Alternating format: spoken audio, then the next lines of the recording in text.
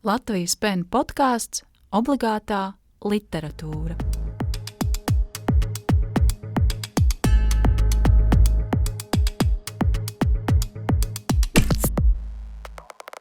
Šajā Latvijas PEN podkāsta Obligātā literatūra sērijā jūs dzirdēsiet līdz šim nedzirdētu un pavisam nedaudz publicējušos autori Ievu Smaili. 2 sērijas daļās dzirdēsiet 8 Ievas aizraujošus, intensīvā emocionalitātē izstāstītus traģikomiskus stāstus. Pirmajā daļā dzirdēsiet stāstus Zaķis, Idioti, Mētelītis un stāstu Gļotas. Stāsts Mētelītis tiks publicēts arī žurnāla Strāva gaidāmajā 18. numurā.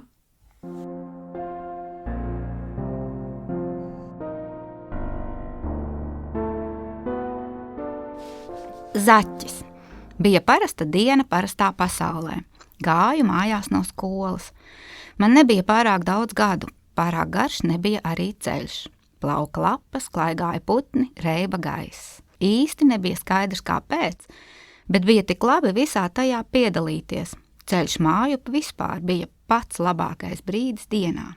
Gar ceļa malu stiepās glīti apgrieztu krūmu rinda. Krūmi ziedēja, paši krūmi izskatījās kā krūmi, bet ziedi tie bija līdzīgi maziem dīvainiem tukšiem podiem. Lidoja viena otra bite. Es stāvēju un vēroju tos podus, to biti un tantīti logājas krūmu rindas. Tas nebija speciāli, bet es pilnīgi noteikti stiepu garumā laiku.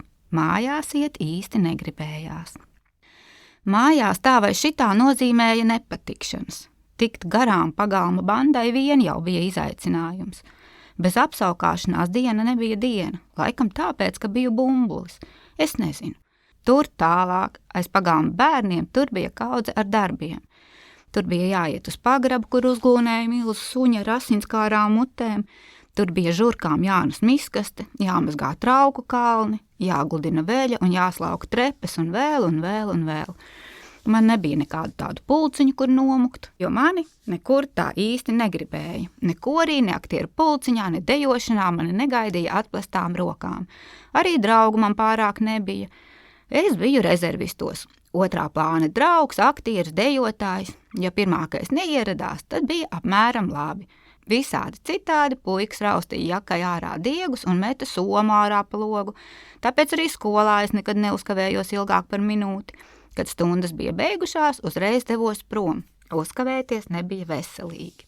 Stāvēju, pētīju tos podus. Tie izskatījās arī kā apgāsti svārki, kas griežās dejā. Es aizvēru acis un iztēlojos, kā dejoju. Virpuļoju, kā svārki piepūšas ar gaisu. Iztēlošanās bija mana stiprā puse. Vislabāk es būtu gribējis būt īsa daļslidotāja. Neprātīgā ātrumā skriet pa ledu, tad lēkt un griezties gaisā 3000 reižu. Jā, tā griežoties gaisā, laikam pātrinājās procesi. Centra bēdze vai kā viņi tur sauc, un es sajūtu strauji tuvojamies nepatikšanas. Man vajadzēja čurāt. Ārprātīgi. Saliku kājas krustā un druģāini rēķināju galvā, kādas ir manas šansas. Matemātika man padevās labi. Čurāt vajadzēja neprātīgi, tā uz 99%. Biju mājupceļa pašā vidū pusē. Attiecībā pret augošo vajadzību tālu bija gan skola, gan mājas.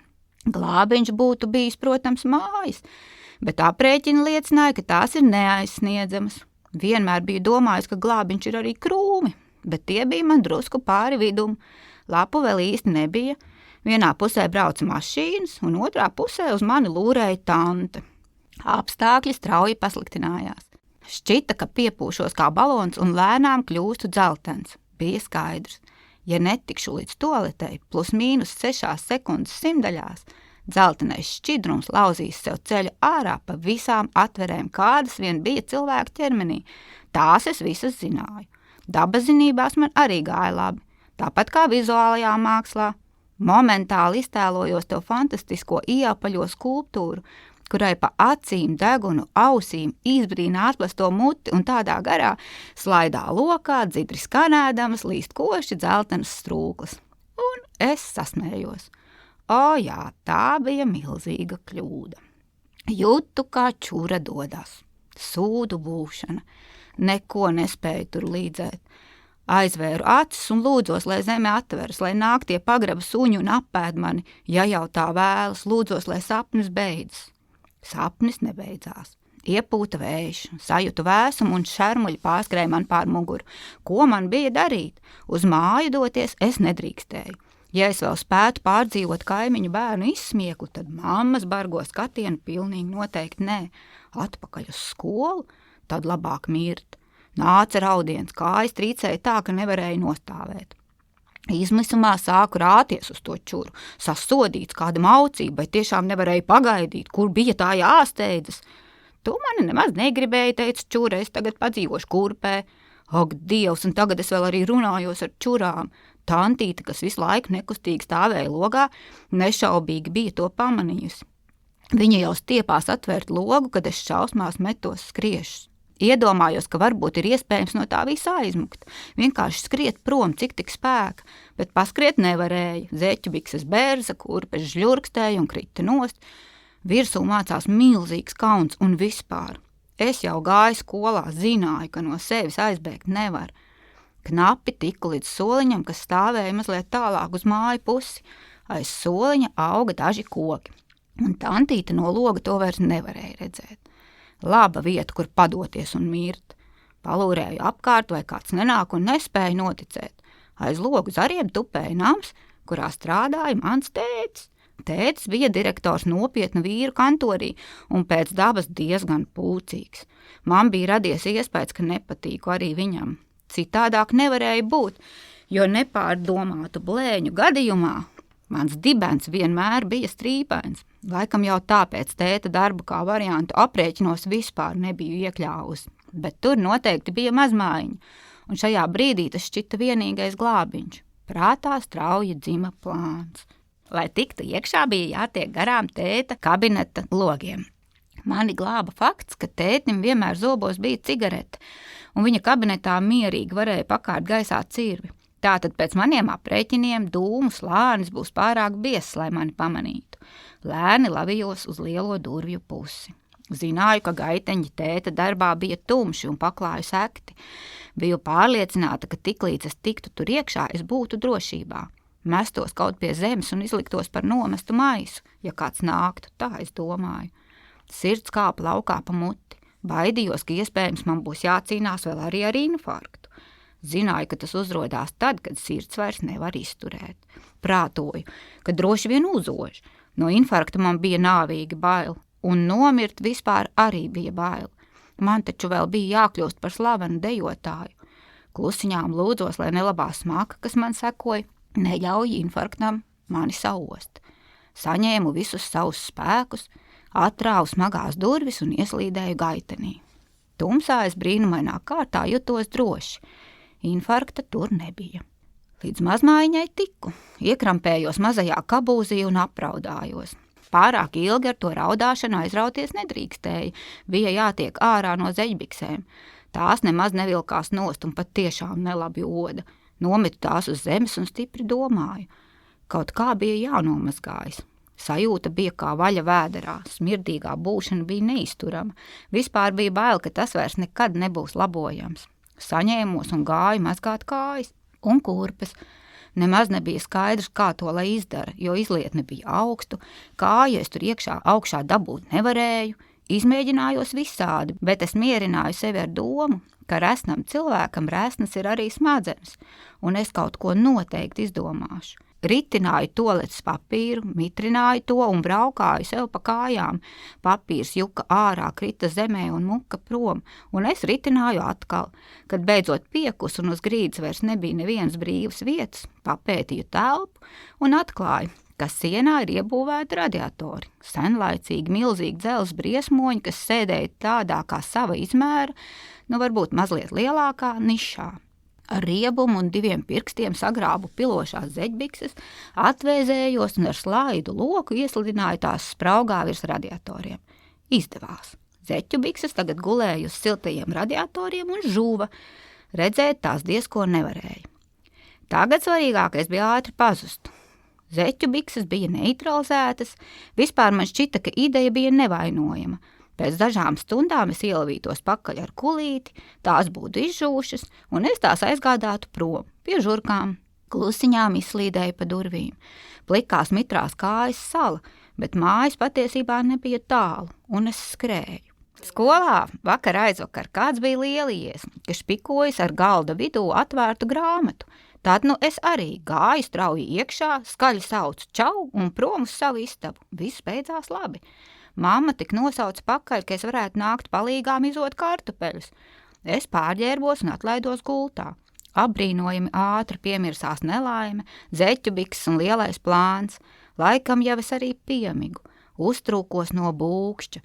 Sirds atkal klapējās kā negudra. Atsprāga durvis un tajās milzīgs kā kalns slējās infarkts. Fu, tētis, oda pēc ceptām čurām. Rokā viņš vicināja kaut ko, kas līdzinājās zaķim ar nošļukušām ausīm. Zeķu bikses. Starp dusmās birstošajiem vārdiem noķēru vien dažus. Visvairāk atkārtojās kauns. Druģaini domāju, tas laikam bija manējais, kas bija palicis tur tēta darbā un nežēlīgi vandījies apkārt meklējis mani, bet atradis tēti. Un kāpēc tur figurēja tā smaka? Es taču biju to izturējusi, būdama bērns, es to biju izturējusi. Man bija žēl tēta, nesapratu, kāpēc viņam tas neizdevās. Un man bija žēl mūsu abu, sevis un zaķa.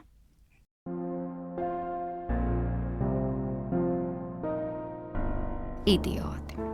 Brīvdienās pilsētā bija lielais maratons.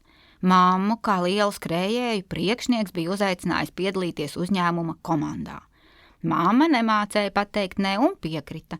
Viņai gan bija čupā celis un viņa nemaz tā īsti nedrīkstēja skriet, bet viņa mācēja nūjot gandrīz skriešanas tempā. Viss būs labi, viņa bija gandrīz pārliecināta. Mamma dievināja kustēšanos, un ja gadījās kādi kreņķi, viņa vienmēr gāja skriet, un kreņķi bija sabrieduši. Tajā dienā mammai bija zobārsts. Kaut kad bērnībā zobārsts bija sadarījies, un tas nozīmēja, ka diena būs sarežģīta. Mamma domāja, ka zobārsts ir tīrā sodība. Neriktīgi bija pilnīgi viss. Nepietika ar to, ka tev atņem zobu, ir bail un grūti, vēl arī jāmaksā milzu nauda. Un tad tev ir jāliek tajā vietā cits zobs, un atkal ir grūti, un sāp, un griežās galva, un jāņem kredīts, un jākreņķējas, jo nevar nopirkt mums saldējumu. Jau vedot mūsu skolu, tas sākās. Viens autiņš piebrauca tik tuvu, ka burtiski varēja dzirdēt nošņirkstam sānu, un viss, un gribēja līst priekšā. Mamma negrasījās to pieļaut. Nekaunība augstākā mērā viņa nopurpināja. Idiots! Tā, lai mēs nedzirdam. Mēs tāpat dzirdējām un likām aiz auss. Zobārstu dienās mamma nevarēja izturēt nekādas netaisnības. Viņa ieķērās stūrē un nelaida to idiotu priekšā. Šis nopīpinājās tā, it kā viņam vajadzētu vairāk par mammu. Ja viņš nebūtu tik agresīvi bāzies priekšā, mamma viņu noteikti būtu laidusi, bet šis nu nebija godīgi. Priekšā līdēja mammai riebās gandrīz tikpat stipri kā zobārsti. Bet vispār mamma bija laba. Pārējos braucējus viņa visus bez prasīšanas bija palaidusi pa priekšu. Lai nebūtu jādomā par zobārstu, dienu mamma bija pieplānojusi pilnu līdz malām. Visu nemaz nebija iespējams paspēt. Dažas lietas, kā piemēram maratona numuru izņemšanu, viņa bija atlikusi uz pēc tam. Lai viss izdotos, ļoti svarīgi bija kavēties. Vēl bija atlicis tikai noskriet gar aptieku, jo zobu birsta atkal bija palikusi mājās. Mamma vienmēr mums teica, ka pie zobārsta jāiet ar tīriem zobiem, tāpēc nācās atkal pirkt jaunu birsti un pastu, un tad vēl bija jāskrien izbirstēt tos zobus. Visi rindā sēdošie esot zinājuši, ka mammai zobi ir netīri un grozījuši galvas. Pie kabineta durvīm mamma pieskrējusi ar slapju muguru, un labi, ka tā, jo ja būtu bijis jāsēž un jāgaida, viņa visticamāk būtu piecēlusies un jozusi prom uz visiem laikiem. Un, kad piezvanītu no reģistratūras, teiktu, ka vēdrā iemeties kaut kāds krampis, avārija, pļūtīzeris, ka bijis jāskrien mājās, jāsauc ātrie. Dakteris arī smīnējis, zinājis visu par netīrajiem zobiem un krampi, bet neteicis neko. Neļāvis tik mammai murcīt par rokām brilles, iedevis mīksto mašīnīti, iedūris vienu otru anestēziju un savu darāmo izdarījis labi. Mamma pati gan tā nedomāja un nesamaksāja zobu dakterim visu summu. Nesot bijis skaidrs, kāpēc. Naudas pietika, viņa bija paņēmusi kredītu, bet tāpat mazliet atstājusi uz nākošo reizi. jo meitenes kasē teikušas, ka tā drīkst. Tā esot palicis mazliet vieglāk. Izejot ārā, viņa gan netika gudra, kāpēc tā darījusi, un sanervozējās, bet atpakaļ arī nesot bijusi nekāda iešana. Tas nebūtu izskatījies gudri, un mamma vienmēr drusku domāja par mums un saldējumu. Mājās braucot, mammai likās, ka dakteris kaut ko būs sajaucis un ielicis viņai svešu zobu. Droši vien tā lielā vīra, kas bija nelaimīgs sēdējis pie durvīm. Zobs bija gigantisks, pa pusi galvas, žoklis netaisījās ciet. Lai nebūtu jādomā par to, kā gan tas viss varētu izskatīties, mamma atkal drusku esot padomājusi par mums un drusku par atlikušajiem darbiem. Galvenais bija izņemt maratonu numuru un uztaisīt vakariņas, bet tad atkal viss bija sagriezies kājām gaisā. Pa galveno ceļu pretī braukus tikai viena mašīna. Nekādas pazīmes nav liecinājušas, ka tā grasās griezties mazajā ieliņā, par kuru brauca mamma. Viņa mazliet piestāja, kā to prasīja ceļa zīme, tad lēnām turpināja ceļu. Tas mērkaķis esot griezies strauji, vispār nerādīdams pagriezienu, tieši mammai virsū. Mamma, kā tikai viņa to prot, zibenīgi nospiedus bremzes pedāli, norāvus rokas bremzi, kliegus, pīpinājusi un vicinājusies reizē. Arī viņš esot apstājies, šķērsām priekšā un kliedzis visādas briesmas, kā piemēram mirsti kuce. Vispār mamma bija gudra, bet būt gudram šoreiz neesot bijis laika. Prātā neesot paspējis ienākt, ka tam vīram iespējams kaut kas vēl ļaunāks par zobārstu varēja būt gadījies. Ienāca tikai tas, ka būtu muļķīgi mirt ar jauno zobu par 3000, ja pat nebija samaksāta visa summa. Nevarēja taču atstāt mūs vienus ar tādu slogu. Viņš izskatījās tieši tik ļauns, lai mamma pieņemtu vienīgo saprātīgo lēmumu savā dzīvē. Viņa izkāpa no mašīnas, atstāja to rūcam krustojuma vidū, izvilka telefonu un nofotografēja kliedzošo vīru ar visu viņa kārtas numuru un atsūtīja to mums. Mēs saņēmām ziņu un brīnījāmies. Muļķīgus mīmus jau mēs dienā sūtījām viens otram. Jocīgais onkulis ar vidējiem pirkstiem mašīnā izskatījās reāli smieklīgs. Liekas jautājums mēs neuzdevām, atbildējām tā, vai tu atvedīsi saldējumu? Un tad viņš vienkārši bija ņēmis un aizbraucis. Laikam sapratis, ka mamma ir gudra un nobijies. Nobijies, ka pats var dabūt pa mizu, vai nesapratis un nobijies vienkārši tāpat. Kad viņš bijis prom, mammai uznācis vājums. Viņa apsēdusies uz kapata un domājas par mums. Jā, tad viņai ienāca prātā tā pēdējā vēlēšanās, un viņa izlēma pieznīt notāram. Mamma saldējumu neatveda. Atbrauca, samīļoja mūs un teica, ka jūtās briesmīgi slikti, ka ir piekususi un ka viņai sāp puse galvas. Bet mēs bijām piekusuši vairāk. Viņa iegāzās gultā un nerunāja pusstundu. Tad cēlās un taisīja vakariņas.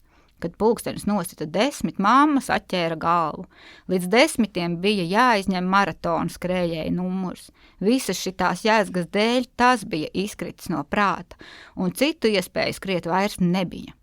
Tāda bija sistēma.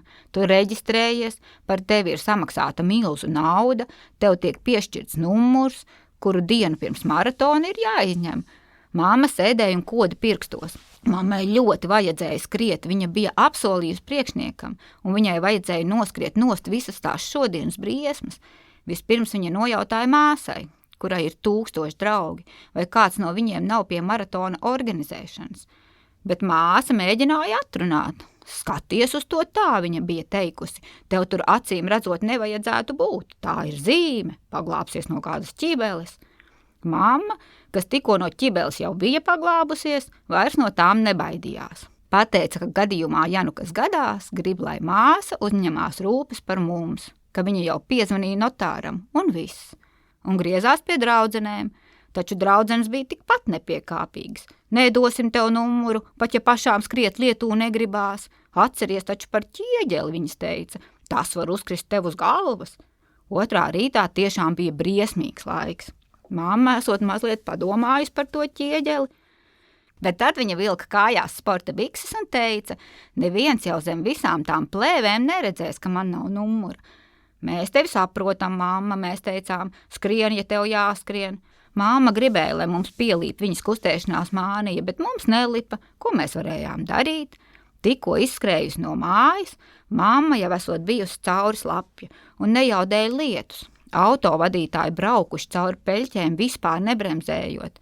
Normāls cilvēks būtu apstājies, padomājis un nekavējoties devies mājās, bet mamma noslaucījusi dubļas no sejas un mēģinājusi palūrēt telefonā, cik vēl laika, un tik vien kā paspējusi konstatēt, ka laiks vēl ir, un telefons nosprādzis. Mamma bija arī pilnīgi pārkarsusi, jo visi, kam nebija slinkums, bija teikuši: kurš gan šitādā suņa laikā skrien, uzvelc vismaz jaku. Mamma skrējusi, mizodama nost jaku pēc jakas un metus tās krūmos. Pie brīvības pieminekļi kori vienā balsī dziedājuši: simtiem krāsās laistās mūsu varavīksne, un tad mamma esot apraudājusies. Asaras bijušas tik daudz, ka viņa nekā vairs neesot varējusi redzēt, un tieši tad viņa piedeva visiem idiotiem, un tieši tad viņa nokrita, un vairāk neko neatcerās, tikai to dziesmu un ātrās palīdzības skaņu, kas to dziesmu bija sabojājusi.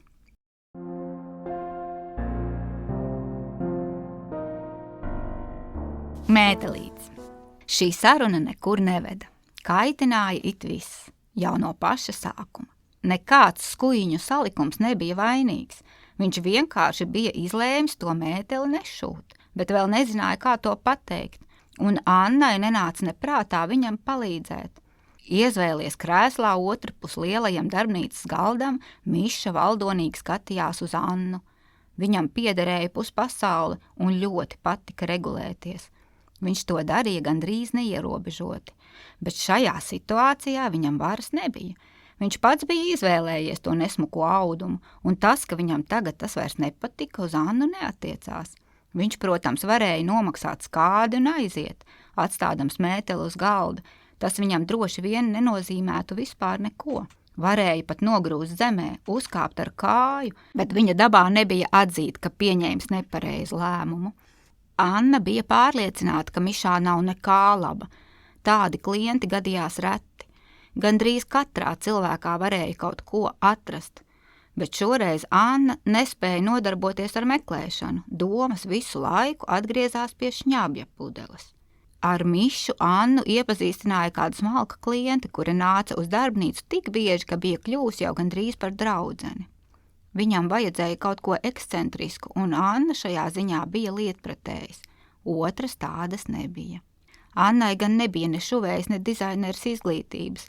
Mēteļus viņa bija sākuši šūt sākumā savam priekam. Viņas vīrs toreiz bija spits dizaineris, bet vienmēr tik aizņemts, ka Annai nekad tā arī neko neuzšuva. Un viņa sāka eksperimentēt pati. Jau no mazām dienām viņai bija gribējies šūt, bet mamma uzstāja, lai profesija ir ienesīga. 4 gadus viņa nosēdēja juristos, bet būdama pārāk maiga un gaiša būtne, kurai līdz sirds dziļumiem nepatika strīdi, nesaprata, kā bija nokļuvusi strīdu epicentrā. Jau pirmais mēģinājums aizbēgt beidzās ar puiku klēpī un tērpu dizaineri blakus. Šujmašīnas, piegrieznes, grāmatas un lentītes kļuva par viņas slēptuvi. Viņa sameistaroja vienu, spītēdama visiem likumiem un tieši priekšā piešūdama tēva nomedītās lapsas asti, grozījās pa pilsētu un pievērsa visu apkārtējo uzmanību. Un tā tas sākās.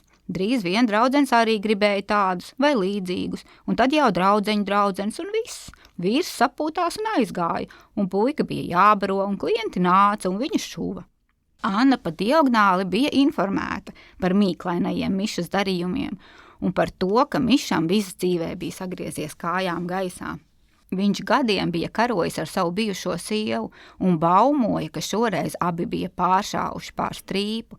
Vecā sieva bija ielauzusies viņa mājā, nospērusi videokameru, ko Miša bija uzstādījis guļamistabā savām vajadzībām, izprintējusi stopkadrus un aizsūtījusi jaunajai sievai, kura par tādas kameras eksistenci neko nebija zinājusi un no šausmām bija mēģinājusi darīt sev galu. Tas it kā bija skaidrs, noskaņojumu tas varēja samaitāt, bet kāpēc viņš bija iztēlojies, ka var atnākt un paziņot, ka nav izvēlējies to, ko ir izvēlējies? Nu ne jau dienā, kad viņai bija jādomā par to šņabi. Anna vilcinājās, Miša nervozi bungāja pirkstus pa galda virsmu. Anna viņam neko nebija parādā, tieši otrādi. Pirmajā tikšanās reizē viņa bija pārāk lepna, lai atzītu, ka naudas nebija nemaz, un visu nepieciešamo bija uzņēmusies nopirkt pati. Viņam bija tikai jāizvēlās konkrēts audums un skice. Miša dievināja šokēt un pārsteigt un atšķirties. Auduma izvēle Annas prāt bija krimināla. Krāsa un robustais raksts griezās acīs, summa sniedzās pāri saprāta robežām, bet Miša bija pārliecināts. Un viņa bija nopirkusi to pašu audumu, kuru viņš vairs nevēlējās, un piegriezusi arī bija un sadiegusi, un tagad viņš uz to skatījās ar riebumu un negribēja vilkt mugurā. Tādu audumu viņa pati dzīvē nekad nebūtu pirkusi. Tas bija izcili neglīts, tikpat neglīts, cik pasūtītājs. Anna uz šo tikšanos bija nākus negribīgi. Viņa zināja, ka nekrietniem cilvēkiem iznāca nekrietni mēteļi. Viņa tur neko nevarēja darīt, un tas bija grūti, bet nauda vajadzēja. Vakar vai aizvakar viņa bākā bija ielējusi degvielu par 2 eiro. Degvielas bāks rādītājs ar vien dziedāja, ka ir par maz, bet tas viņu neuztrauc. Dzīves sīkumi viņu vispār maz uztrauca. Ja viņa par visu uztrauktos, viņa jau sen būtu pie tēviem. Auto noslāpa tieši kilometru pirms darbnīcas. Tālāko ceļu viņa gāja kājām, lija lietus. Viņa labprāt būtu atcēlus Mišu pavisam, bet nevarēja to atļauties. Vispār visi trumpji bija Annas rokās. Anna visu bija izdarījusi perfekti, viss bija pierakstīts un parakstīts, vietā nomērīts un nogriezts, izgludināts un bez nevienas kļūdas. Bet Annas domas bija citur, viss bija tā kā sarežģījies. Viņa no rīta krāmēdamās pa čalīšu čūsku midzeni bija atradusi šņabja pudeli. Viņam bija tikai 13, un tagad viņai bija pazudis centrs.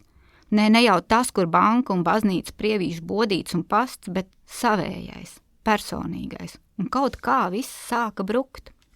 Tieši tajā mirklī, kad viņa bija izlēmusi šim farsam likt punktu un doties pēc skicēm, lai pierādītu, ka uz visas stāv viņa paša paraksts, tas notika. Sākumā šķita, ka pa kāju staigā skudra, bet kur gan te varēja rasties skudras? Droši vien nervi.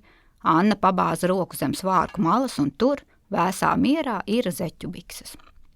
Zeķubikses, būdamas smalka matērija, mēdza plīst, un šīs bija īpaši smalkas ar zelta strīpiņu.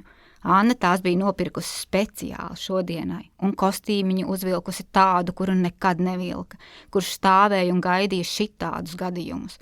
Anna bija studējusi diplomātiju un zināja, kā runāt citu cilvēku valodā. Miša bija atbraucis ar jaunāko Bentliju, nokāries ar Rolex pulksteņiem, un viņa spēlēja pretī, vienmēr augstākajā līmenī. Anna nespēja noticēt, ka kaut kas varētu būt nogājis greizi. Žēloties nebija laika. Anna, protams, varēja mēģināt nemanāmi novilkt tās zeķbikses zem galda nost, bet ja nu viņš pašā interesantākajā brīdī pats ierosinātu iet skatīties tos apstiprinātos paraugus un skices, un Annai tieši viena kāja būtu ārā, varbūt arī viņa izdomātu, kā no tās situācijas iziet, bet nenosargt būtu grūti, un kā viņš to tulkotu, noteikti kā iespēju, ka kaut kur tomēr arī Anna varētu būt kļūdījusies, ka Anna viņu netīši būs pierunājusi izvēlēties to skuiņu, ka aizmiglojusi viņam prātu, ka telpā maldinošs apgaismojums un visādi citādi. Tā nekādā gadījumā nebija Annas kļūda, bet situācija bija slidena, bīstama. Anna zināja, ar ko viņš nodarbojas. Viņš mierīgi varēja augstākajā tiesā pierādīt, ka lācis ir sesks, acis nepamirkšķinot, attaisnot uz grunti nolaistus bankas vainīgo īpašnieku, droši vien arī slepkavu. Apgalvot, ka Anna, tā tur ar caurajām zeķbiksēm, ir apzināti aizsūtījusi viņa mēteli par skuju taku, noteikti bija vieglāk kā apčurāt podam malu. Ar to viņa cīnījās katru dienu. Čalītis, kura istabā viņa bija atradusi to šņabi, bija ārkārtīgi nekārtīgs, bet visādi citādi paraugbērns. Mācījās, sportoja, muzicēja un aizvien vēl mēdza ielīst azotē.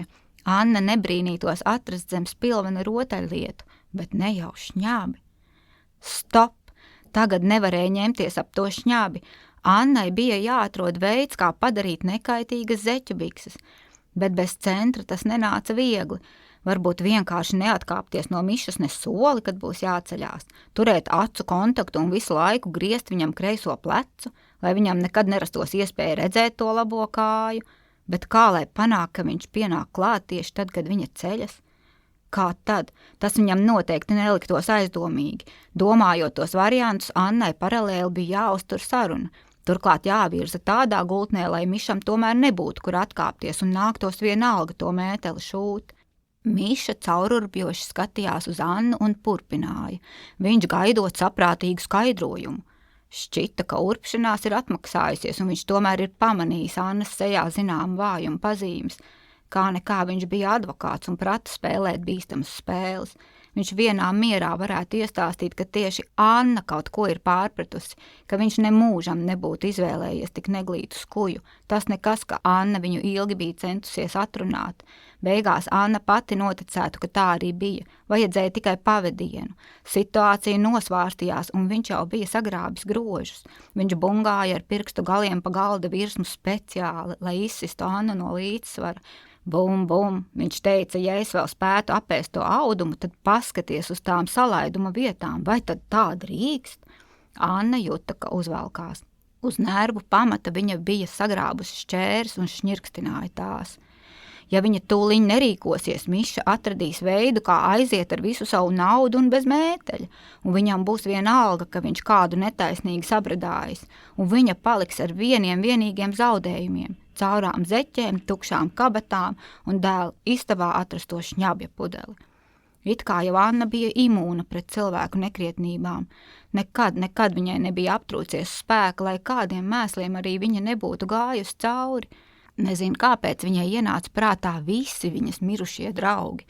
Pirmais draugs nositās 18 gados, otrais studiju gados izkrita pa logu, trešais viņai prātu bija sajaucis kāds precēts kungs, kurš vēlāk pārcēlās uz ASV un drīz vien sociālajos tīklos parādījās ieraksti, ka viņš ir pazudis un tad, ka atrasts miris.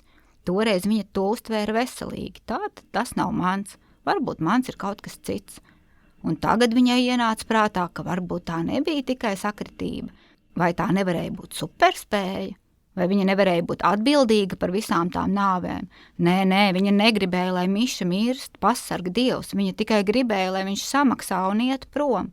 Tāda turbulence Annai galvā vēl nebija bijusi. Annai nebija šaubu, viņa ir centrifūga, un tieši tagad tur iekšā uz visātrāko maļas mētelis, zeķu bikses, tukšās kabatas un šņabja pudele. Šņabja pudele, kā smagākais un cietākais elements, sitās pret malām.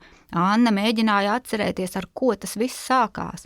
Viņa bija lasījusi pa zemi netīrās zeķes un jostas, sarautas stīgas un sagrieztu džinsu strēmeles, un viņa skaidri zināja, kas jādara. Anna paķēra šķēres, nikni pielēca kājās, tajā pat laikā demonstratīvi griezdama zeķē caurumu. Tad izplēsa to lielu, grieza un plēsa līdzīgus uz otras kājas. Šī performance oponentu pamatīgi apstulbināja. Anna beidza plosīties, un rezultāts bija grandios. Zeķes izskatījās kolosāli. Anna no satraukuma sarkaniem vaigiem burtiski staroja, un tad, tā it kā viņai nebūtu nekā, ko zaudēt, teica: Paklau, Miša, ja tev tavs skuju rakstiņš vairs nešķiet gana labs, tad mēs ar to varam visādi izrīkoties. Anna negāja pakaļ skicēm, bet parakājās pa atgriezumu un izgriezumu kaudzēm un sāka ar tiem krustu šķērsu strīpās noklāt mētelīšu muguru. Varēja redzēt, ka Mišam patīk, pat ļoti. Bet viņš bija medību suns. Viņš bija uzsācis cīties pakaļ mētelīšu autorei un nekādā gadījumā, diemžēl, nevarēja atzīt, ka tas ir ģeniāls. Ieraudzījis līdzvērtīgu pretinieku, saspringti ošņāja gaisu un rēķināja trajektoriju, kā iegūt trofeju. Principa pēc. Savukārt Anna izlēma nebūt lapsa. Centrs bija atgriezies, šņabis un bandīti vairs neuztrauca. Patiesībā viņa bija pateicīga puikam par miskasti un dumjību. Paņēma mēteli, uzlika to uz manekena, lepnumā noraudzījās uz to un tā arī ar muguru pret Mišu stāvot teica: Ej prom!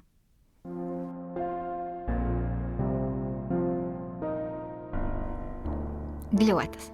Jau no mazām dienām Anna zināja, ka viņa būs mamma. Vienkārši zināja un viss. Ģimene un bērni bija viņas galvenās vērtības. Anna zināja, ka vērtības ir tas, pēc kā viens cilvēks tiecas, kādēļ ir vērts dzīvot un mirt. Visu bērnību Annu bija mocījušas dažādas kaitas. Viņa līdz vemšanai tika vazāta pa dakteriem, bet skaidri atcerējās tikai to vienu – dziednieka Voldemāra apmeklējumu. Runāja, ka galvas sāpes viņš noņemot ar roku. Stundām ilgi viņas ar mammu un ūdens pudeli bija sēdējušas rindā un gaidījušas savu kārtu. Kad beidzot Anna tika iekšā un dziednieks viņai jautāja, kas tev uz sirds, Annai paspruka bērni. Annai bija šķības gūžas vai kaut kas tamlīdzīgs. Neviens jau tā īsti nekad nepaskaidroja. Ārsti jau no sākta gala prognozēja tikai šausmu lietas. Bērnu iznēsāt viņa nevarēs, visticamāk nevarēs arī ieņemt, nebūs. Bet šis Voldemārs, viņš pavirpināja plaukstā akmeņus, cieši paskatījās uz Annu un teica, būs. 2 meitas. Vairāk Annai nekas neinteresēja. Nekāpēc viņai visu laiku ir temperatūra, nekāpēc savu vēders, ne šķībā gūža. Viņa sēdēja un domāja par meitām. Vispār jau viņa saprata, ka tas ir gandrīz neiespējami. Viņai bija spožs prāts. Tomēr no tā brīža katru satikto vīriešu cilvēku viņa uzskatīja ar meitu mātes acīm. Ja nederēja, tad viņa neielaidās pat sarunās, nebija vērts tērēt laiku. Vēlāk Anna gan nozvērējās nekad vairs neiet pie dziedniekiem, jo visur, pasniedzējos, draugos, priekšniekos un santehniķos redzēja meitu tēvus. Tas nebija diez cik ērti. Ar laiku Anna iemanījās īstajā brīdī nolaist acis. Annai patika studēt, visādā ziņā. Arī vīrieši viņai šķita studējami objekti, piemēram, Jurītis. No pirmā acu uzmetiena viņš, kā visi citi, šķita neatbilstošs. Taču viņš noraidīja noraidījumu, turējās cieši blakus un ar laiku viss mainījās. Es ar viņu apradu, ar viņu ir viegli. Anna rakstīja savā terapijas burtnīcā, mēs daudz smejamies, viņam ir lausta sirds un es savukārt esmu iemīlējusies puisī no bērēm, kuras rādīja televizorā. Mums ir par ko runāt. Mūs vieno tikai sekss, viņš man teica, nekādu stulbu jūtu, un es atvieglot nopūtos. Prezervatīvus mans ķermenis pretī neņem, kaut kādu nesaskaņa ar vielām. Lai tas viss darbotos, ir jādziež lubrikants un jādzer pretalerģijas tabletes, tas viss ir pārāk sarežģīti. Dievs pazūd tajās detaļās. Daktere teica, ka tā var būt un metās pārliecināt, ka no hormonālajām tabletēm baidīties nevajag. Rādīja vienas ļāva aptaustīt, pašas labākās tirgū, 98% aizsardzība, modernas, jaunākās paaudzes un tādā garā. Drīz vien Anna sēdēja trepjutālpā uz palodzes kā tāds aizstāvības advokāts, atkal un atkal atkārtodama savu runu. Durvis atvērt nebija dūšas, projām iet arī ne. Ģimenes ārste, pētīdama Annas pēdējā laika absolūto nespēku, pastiprinātās sāpes vēderā un slikto dūšu, ar sarežģītu izteiksmi sejā bija paziņojusi. Droši vien jums ir lentenis. Izrakstīšu recepti, bet šim medikamentam ir stingri noteikumi. Jums vispirms jāatnes izziņa, ka neesat stāvoklī. Annai bija skaidrs, ka viņa ir ļoti nepatīkamā stāvoklī. Viņai likās, ka nomirs turpat uz vietas. Annas vienīgā fobija bija tārpi, bērnības trauma, un tagad Annai apgalvoja, ka lielākais no sugas pārstāvjiem sēž viņai tieši iekšā. Viņa neelpoja, bija pārliecināta, ka nekad vairs arī neelpos. Uzrakstīšu nosūtījumu pie ginekologa, teica ārste. Kāds sakars ar ginekologu, lietoja pašas modernākās tabletes. Ak, kungs, lentenis, Anna juta, ka nāk ģībiens. Prāts atsacījās visu to ārprātu pieņemt. Vienvārds sakot, ar lentiņiem varēja cīnīties tikai pēc izziņas no ginekologa. Nācās saņemties. Dakterīte apsveica Annu ar platu smaidu. Izrādījās, ka Annai vēderā sēž nevis lentenis, bet 3 mēnešus veca meita. Slavenie 2% izrādījās nieka lieta. Darba dunā un absolūtā ticībā tabletēm Anna nebija pievērsusi pienācīgu uzmanību šādiem tādiem signāliem, un nu jau bija par vēlu. Fakts, ka Anna nebija ne precēta, ne iemīlējusies, nemainīja viņas noskaņojumu. Annai būs meita. Par spīti tam, ka tīri fizioloģiski tas nebija iespējams, par spīti tai 98% drošībai, par spīti tam tikai seks nekādu jūtu, bet Jurim bija jāpasaka. Anna tikai nezināja kā, un jādzīvo tālāk arī nezināja kā. Annai ilgi bija jāguļ slimnīcā. Meita dzimt drīkstēja tikai ar ķeizaru griezienu, bet nekas no tā nešķita grūti. Meita bija vērtība. Bija tikai viena problēma – Jurītis, bet Jurītis gribēja mēģināt. Lai 100% būtu droša, ka situācija nesarežģās vēl vairāk, Anna devās pie dakteres izprasīt drošāku kontracepcijas līdzekli. Daktere teica, lēti nebūs, bet tā nu gan ir super droša. Tikai vienai no 100 sievietēm nenostrādā, tā tad 99% droša. Anna ielika spirāli. Viss jau it kā bija labi, bet kaut kā trūka. Meita pa naktīm brēca un Jurītis bija sācis daudzīties apkārt. Reizēm nepārnāca mājās vispār. Annu nepameta sajūta, ka viņai Jurītis sāk riepties. Turklāt viņai bija bail, ka tas nekad nepāries. Anna meklēja attaisnojumu negulētajās naktīs, zobos, kas nāca. Viņa turpināja spēlēt ģimeni, līdz kamēr atkal parādījās lenteņa pazīmes. Izmetu Juri ārā no mājas, burtnīcā atkal rakstīja Anna. Izmetu, jo viņam ir 2 mīļākās. Izmetu, kad uzzināju, ka esmu trāpījusi arī 1%. Izmetu, jo nu man ir sajūta, ka nevaru viņu ciest dubultā. Lasīju, ka bērni izvēlas vecākus un visiem iespējamiem līdzekļiem cenšas pie tiem nokļūt. Esmu mierīga. Bērnus gribēju, nenoliekšu jau daudzus gadus pirms pie viņiem tiku, bet šis ir neticami. Esmu vientuļā māmiņa ar 2 bērniem, no kuriem viens sēž vēderā. Uz dakteries ļaunu prātu neturu. Viss notiek, kā dziednieks teica. Drīz vien Anna piefiksēja, ka bez meitām viņai ir vēl viens iegūms. Viņa bija brīva no lāsta. Meitu tēvi vairs neuzbruka. Anna jutās brīva, turklāt viņa zināja 2 meitas un viss, nav jau par ko uztraukties. Un pārāk nopietnās attiecībās viņa tāpat neielaidās. Līdz kamēr uzradās mīļš, un prāts kļuva tāds drusku nemierīgs. Tālāk droši paliek droši, Anna izlēma ņemt visu savās rokās. Ne uz vienu citu paļauties tāpat nevarēju. Nācās domāt, ko lai iesāk. Prezervatīvi, tabletes un spirāles Annai nederēja. Nosiet olvadus drīkstēja tikai pēc 40, ja vien nebija 3 bērni. 3 bērnu Annai vēl nebija. Sīki smalki izpētot atlikušās opcijas, Anna izlēma pārbaudīt dabiskās metodes. Tās galu galā tika uzskatīts par visdrošākajām. No draudzenes, kurai bija grūtības ar bērnu ieņemšanu, Anna bija iegūsi vērtīgu informāciju. Auglīgās dienas mēnesī bija tikai 3. Draudzene katru rītu mērīja bazālo temperatūru, parasti bija 36,6, kā tikko parādījās 3,72, tā viņa rāva vīru uz gultu. Vīrs pukstēja, ka nav nekāda mauka, ka tā uz izsaukumu nemaz nevar, bet variantu nebija. Annai draudēja tas pats, tikai uz otru pusi. Viņai no tām dienām, kur temperatūra paaugstinājās, bija jāizvairās. Vienkārši. Anna papētīja arī internetu. Šķita, ka nekā sarežģīta tur nav. Pētījumi liecināja, ka drošības procents ir visaugstākais – 99,6. Drusku gan pārskrēja šermuļi, iedomājoties tos mazos procentus, bet vispār Anna nebaidījās. Ja Voldemārs teica, ka bērni būs 2, tad 2, par spīti tam, ka būt nevarēja, un 2 Annai jau bija, kā arī visas tiesības dziedniekam ticēt. Metode prasīja rūpīgu plānošanu. Pētījumos bija minēts, ka jāizvairās tām, kuras nav organizētas, mēdz aizmirst vai ir spontānas. Tas viss bija par Annu, bet viņa iedegās spītā. Kas grib, tas var. Viņai taču no šī visa būs tikai plusi. Kļūs organizētāka, nu tik jūs redzēsiet. Visa sāls slēpās tajā, ka cikla laikā bija jāvēro dzemdes kakla gļotas. Kas gan tur varēja būt sarežģīts? Anna dievināja internetu.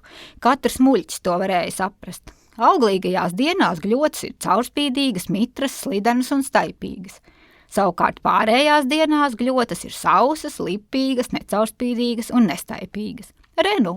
Pasaules veselības organizācijas pētījumi liecināja, ka 93% sieviešu neatkarīgi no viņu izglītības līmeņa, intelekta pakāpes vai saprātīguma koeficienta ir spējīgas atšķirt, vai viņu gļotas ir staipīgas vai ne. Tās, kas nespēja, tā tad bija 7%. Tā kā Anna bija mazo procentu rekordiste, parakājās internetā vēl mazliet, lai nomierinātos. Turpinot pētījums, atklājās, ka šo metodi visā pasaulē veiksmīgi izmanto 2,6%. Tas liecināja Annai par labu, vajadzēja izdoties. Turklāt, ja no otras puses skatās, ja pasaulē bija apmēram 8 miljardi iedzīvotāju un apmēram pusi no tiem sieviešu, tad 2,6% bija gana ievērojams skaitlis. Ar kaut ko bija jāsāk. Anna apsēdās uz vēsās flīžu grīdas. Vienmēr bija bijusi lunkana, nekam grūtam tur nevajadzēja būt. Saliecās čurmulī un mēģināja ielūkoties. Dabā, kā izrādījās, tomēr bija iekārtots tā, lai pats tā vienkārši savas gļotas vērot nevarētu. Tātad tās droši vien vajadzēja dabūt ārā, lai papētītu. Bet kā? Anna paķēra mēteli un devās ārā. Vajadzēja padomāt. Kādu brīdi bezmērķīgi pastaigāja, līdz kājas pašas aiznes līdz aptiekai. Aptieķniece mazgāja grīdu un nepievērsa Annai uzmanību. It kā jau Anna pat nezināja, ko viņai tur vajadzēja. Domāja, paskatīsies, vai tur nav kaut kas, kas varētu noderēt. Kāda mēģene vai mikroskopa stikliņš vai pincete vai pipete vai varbūt palielināmo stiklu. Droši vien vajadzēs medicīniskos cimdus un kādu konteinerīti. Iespējams noderētu arī kāds reaģents, varbūt spirts. Nevarēja zināt, kas Annai varēja būt noderīgs, pirms viņa to būtu ieraudzījusi. Situācija patiesībā bija ideāla. Varēja aplūkot, ko viens sirds kāro, neviens pats nepievērsa uzmanību, bet Anna jutās aizskarta. Skaidrs, ka aptieķniece nevarēja zināt to dramatisko situāciju, kurā Anna atradās. Pirms tam viņa domās bija pāris reizes izrunājusies ar aptieķnieci, kura bija ieinteresēta viņas vajadzībās. Anna bija mulsusi un sarkusi, nezinādama, ko atbildēt, bija mēģinājusi izdomāt kādu tādu piemērotu vajadzību, jo kurš gan varēja izrunāt vārdu gļotas. Piemēram, ārsts Annai uzdevis pētīt ārkārtīgi slimā bērna puņķus. Jā, un ziņot viņam katru dienu, kādā konsistencē un krāsā tie ir. Puņķu nosūcamais aparātiņš pat tiešām varēja noderēt, bet aptieķniece nepievērsa nekādu uzmanību, un tas Annu pilnībā izcita no sliedēm. Viņa sapūtās un izmetās uz ielas. Prātā ienāca ģeniāla doma. Varbūt tomēr varēja iztikt bez puņķu nosūcamā. No Turcijas Annai līdz bija atbraucis tāds smieklīgs spogulis, kā loks ar slēģiem. Protams, Anna atgriezās uz grīdas, nolika priekšā to Turcijas spoguli, atstutēja to pret Ikea trepītēm. Kādu brīdi sēdēja klusumā, nevarēja sadūšoties, atvērt slēģus, sajuta kāpjam bailes. Tik tālu mēs būtu. Anna atcerējās frāzi no bērnu filmiņas, kur Krupis aizstāvot savu taisnību teica: es esmu gļotains, nevis glumšs. Jēziņa domas šaudījās Annai pa galvu, atvēršu lodziņu un pretī raudzīsies Krupis. Aha, tātad faktiski Annai bija bail no krupja, skaidrs. Bet ja jau ginekologs var ar to tikt galā, gan jau Anna arī varēs. Viņa saņēma dūšu un atvēra slēģus. Nebija ne krupja, ne gļotu. Pieredze Annu jau bija norūdījusi, un šādam scenārijam viņa bija gatava, paspīdināja ar lukturīti. Lai kā Anna grozītos, redzams bija tieši nekas, nekādu gļotu. Anna jutās nērti, un viņai piezagās tāds kā kauns. Lai nomierinātos, viņa sameklēja terapijas burtnīcu. Vajadzētu atrast kādu karotīti. Ir man kaut kur tāda keramikas vai plastmasas, nezinu, vienalga bērnu putriņām. Anna uzvārīja ūdeni, uzlēja karotītei, nodezinficēja. Karotīte pati bija balta, bet no paša vidus uz Annu skatījās mērkaķēns. Anna nopūtās un devās atpakaļ pie lodziņa. Bija iegājusi tādā kā azartā, gribējās pierādīt, ka ir starp tiem procentiem, kas spēj, vai vismaz, lai ir ko teikt dakterei, kad neizdošanās nomākta viņa dosies pēc padoma. Redziet, šodien bija tāds neizdevies ķīselis, tās skaitās šķidras vai biezas. Uz to brīdi Anna jau bija sākusi šaubīties, vai pati saprot, ko meklē. Viņa paņēma telefonu, pameklēt tezaurā, kas tad galu galā ir gļotas. Telefons ievibrējās un pāri visam parādījās uzraksts mīļš. Anna noraidīja zvanu, bija tā satraukusies, ka saspaidīja kaut ko šķērsām, iemaldījās paplašinātā meklēšanā vai tam līdzīgi. Uz ekrāna parādījās virkne ar vārdiem, kas sākās ar burtiem gļ, un pašā vidū, kā briedis, stalti slējās vārds boldā gļinolis ar skaidrojumu aktīvais pederasts. Anna paskatījās debesīs un tanī pat mirklī izlēma: pietiek visu šo muļķību, tā ir zīme, būšu pedarasts.